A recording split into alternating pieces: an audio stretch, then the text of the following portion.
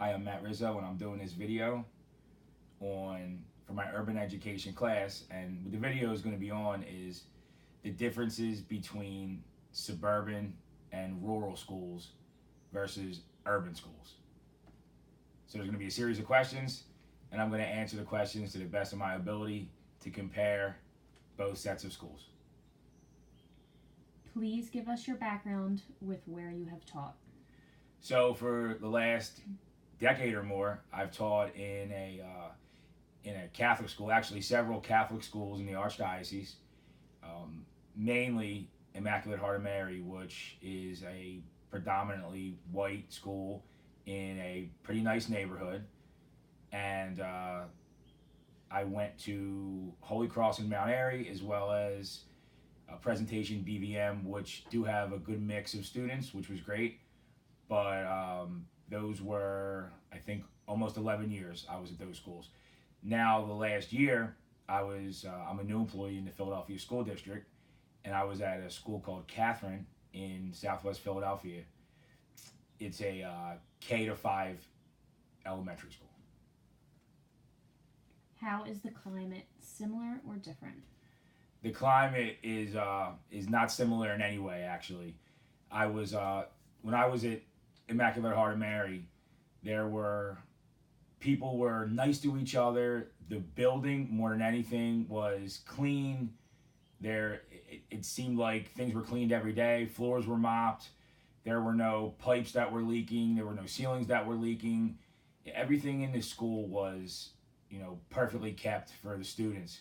The climate, as in how the students and other people in the school reacted to each other and treated each other, that also was great. I mean, nobody bothered each other, nobody messed with each other. Most of the people there were happy, and it just was, normal, ordinary, what I thought was an ordinary school.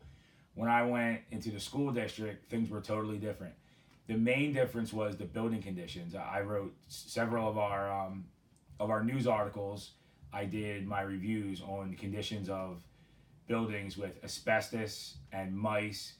My first day at Catherine, I wasn't there 10 minutes and I saw 2 mice run out of my gym office. And I probably saw several hundred mice in the year that I was there. It seems like they do nothing about it. There's one classroom on the 3rd floor that leaks so terribly when it rains, they have to put trash cans in there to catch the rain while the students are learning. The cafeteria in my school was an absolute train wreck. It's no place for children to eat. So the climate and building conditions was totally different. Now at Catherine School in the school district, the climate with the students was totally different as well. As I said, in the Archdiocese, things were just smooth and people are happy. Things were not like that at Catherine. There was a lot of fighting, there was a lot of aggravation. It's just always drama and nonsense. So there's 2 totally different situations. How are the teachers similar or different? Again, to go back to the last question, it's pretty much a similar answer. It seems like even though the teachers aren't getting paid as much money in Catholic school, it seems like the staff is generally happy. Students don't bother the staff like they do in a public school. At Catherine School, it seemed like everybody was miserable. Now, I totally understand because there's a lot of things that you have to deal with more in the public school. So as the year went on, it seemed like everybody was just trying to hang on for dear life to get to the end line. Now, I know they get paid more money in the public school, but obviously it's nothing, to write home about. So the difference is just happiness and the way the teachers carry themselves. I can see why there's a big turnover rate in the public school system, because teachers can't deal with the nonsense and they just get burned out entirely too quickly. How are the students similar or different? This is probably the biggest difference. Students as a whole, now I'm just generalizing for a second, but students as a whole in the Catholic schools that I were at had normal lives for the most part. They went home to 2-parent families. I know not everybody, but most of them had a good support system at home, 2-parent families. They had regular clothes and food to eat every day, just life that our kids have that we take for granted. Because of that, their grades are better, their attitudes are better. there's not many fights. I think in the 11 years I was at IHM, I had one or two fights. Now, if we move over to the urban school, in the school district, there are so many students that have been dealt a really bad hand. No parents, foster care, witnessing family members dying, things that these people, that these kids have dealt with, we can't even imagine. I've heard so many stories in the, however many months that I was there. There was a kid who saw his best friend die in a fire.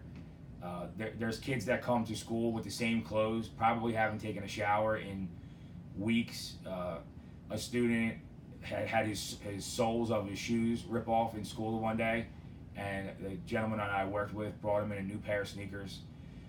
It's really crazy, to be honest with you, what you're seeing from, what students have to deal with at home in one school or one school system versus the other school system, and it's really sad, actually. Do you get the same gratitude?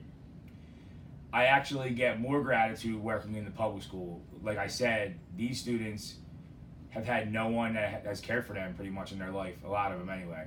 So and they haven't trusted anybody either. So when they see that you genuinely care, and they start putting trust in you, again, a guy that I work with gives a child a pair of sneakers.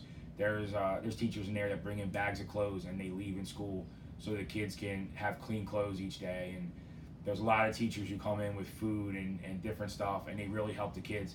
And these kids, I would say 75% of those types of kids are so genuinely thankful because they don't have people in their lives that do nice things for them or show them that they care. So for me, I had a connection to a lot of these kids, even though I didn't know them for a long time, because I go there and I try my best to care and to go above and beyond what my job description was. Now, I'm not saying that the kids in the Archdiocese, the Catholic school, weren't grateful either, but it's just not on the same level because they have so much more than the public school kids to start. How is the parental involvement the same or different? The parental involvement is, in a Catholic school, parents are too involved almost. And that's not a bad thing. These kids are lucky to have parents who care, and sometimes, those types of parents are a little crazy, but, if I was a kid, I'd rather have my parent care a little too much than not care at all. In the public school, sometimes these kids do things and parents don't care about it, or you can't tell them because you can't get a hold of them. There's kids who don't even have parents. They're in foster families. They have a grandmother who's 80-something years old raising them, or they're raised by a cousin or an aunt. Some of them are raised by an older sibling. So the parents just don't have much involvement. My first week that I was there, we had a half day on a Friday, and the guy that I was lucky enough to be working with told me, he said, I want you to watch how many kids are in the auditorium come 12:30, because dismissal was 12 o'clock. And I said, how come? And he said, because the parents don't care, they don't get the memos, and they'll probably just pick the kids up at 3:09 regular dismissal because they don't have any involvement in their child's lives. There's no parental guidance when it comes to doing schoolwork, homework, and that's why academics are so poor. That's one of the reasons why academics are so poor in the public school. What is the biggest change you would make in urban education?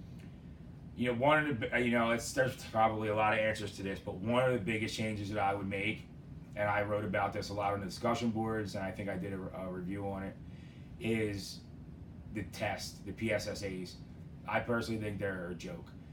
Once it came to PSSA time, everything was about the PSSAs, the numbers, the percentages, and these kids need to get taught, how to learn rather than how to, pass a test. It's one thing that, I guess you have to have them, but there just shouldn't be so much emphasis on it. It shouldn't be the end-all, be-all of urban education or public schooling.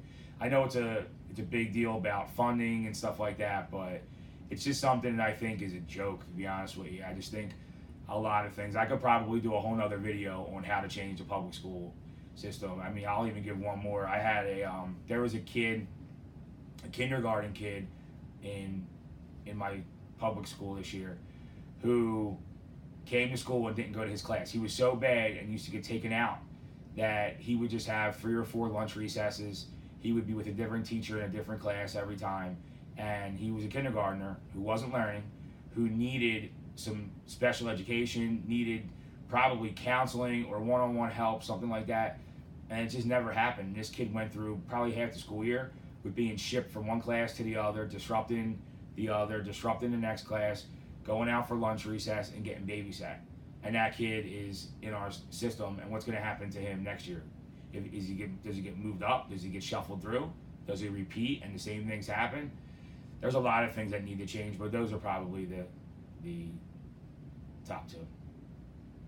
Is that it? That's it. Well, thank you for watching my video.